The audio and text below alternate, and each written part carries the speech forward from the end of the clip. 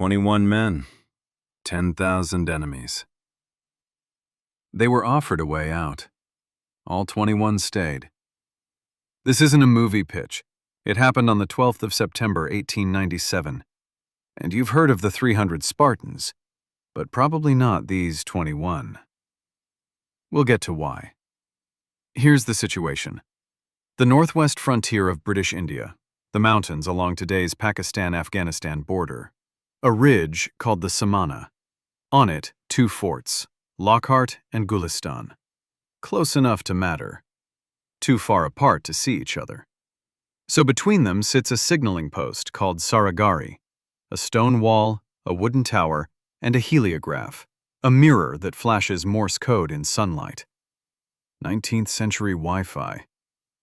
Manning it, 21 soldiers of the 36th Sikhs, led by Havildar Ishar Singh, a sergeant essentially, career soldier, the kind of man who reads hopeless odds as a job description. On the morning of September 12th, somewhere between 8 and 10,000 Afridi and Orakzai tribesmen came over the hills. Their plan was good. Take Saragarhi, cut the forts off from each other, then swallow them one at a time. 21 men looked at 10,000, did the math, and ignored it. Sepoy Gurmukh Singh, 19 years old, got on the heliograph and flashed Fort Lockhart. "We are under attack." The reply came back, "We cannot send help." Understand what that means. From the first hour, they knew no one was coming. The attackers knew it too, so they made an offer. Safe passage, walk away, live. All 21 declined. The first assault broke against the wall. Then the second. The defenders fired in disciplined volleys, 21 rifles doing the work of a company. So the tribesmen changed tactics. They set fire to the scrub to hide their approach and worked at a blind spot in the wall until it gave. It went on for over 6 hours. Every hour the line got thinner. Every man who fell left a gap the others closed. When the wall was finally breached, Ishar Singh ordered his last men back to the inner post and stayed behind to cover them, alone. And through all of it, Gurmukh Singh, the teenager on the mirror, kept signaling. Hour by hour, flash by flash, narrating his own last stand to men who could only watch the smoke rise.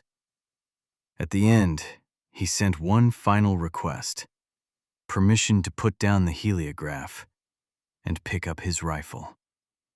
Permission granted. They say he accounted for 20 attackers before the post burned around him. When relief finally fought its way back to Saragarhi, they counted around 180 enemy dead. Some estimates run far higher. And here's the thing. The plan failed. The 6 hours those 21 men bought meant Fort Gulistan held. The ridge held. All 21 were awarded the Indian Order of Merit, the highest award for gallantry an Indian soldier could then receive. All of them.